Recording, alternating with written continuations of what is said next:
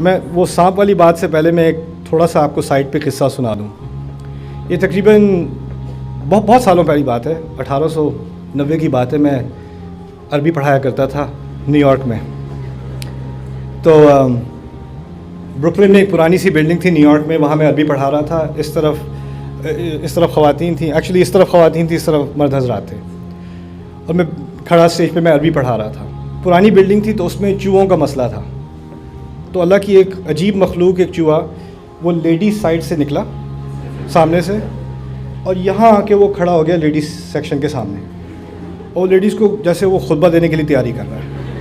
وہ آگے نہیں ہلا, اور میں عربی پڑھا رہا ہوں, میں نے نوٹ ہی نہیں کیا کہ وہاں چوہا کھڑا ہے. اور یہاں پہ جو مرد ہیں وہ سارے اس چوہے کو دیکھ رہے ہیں اور بڑے خوش ہو رہے ہیں. میں دیکھ کے لگا تو خیر, جب میں نے سارے اپنے مرد اسٹوڈنٹس کی آنکھوں کو اس طرف جاتے دیکھا تو میں نے کہا وہاں کچھ تو ہوگا. تو میں نے دیکھا تو وہاں وہ چوہے صاحب کھڑے ہوئے ہیں سامنے. اب میری نظر وہاں گئی تو جو سامنے لیڈیز تھیں ان کی نظر کہاں گئی؟ وہ بھی چوہے پہ گئی. اس دن مجھے اندازہ ہوا کہ عورتیں بھی اذان دیتی ہیں.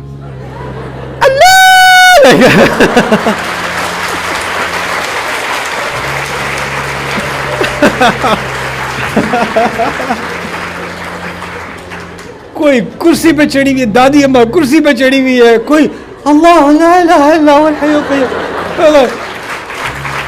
وہ جو ہے نا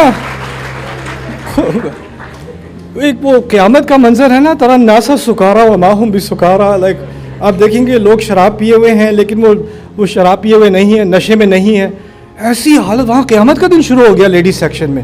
اور وہ چوہا اپنی جگہ سے وہ دیکھ رہا ہے تماشا, وہ اپنی جگہ کھڑا ہے اور وہاں پہ, اور میں بھی کہوں یار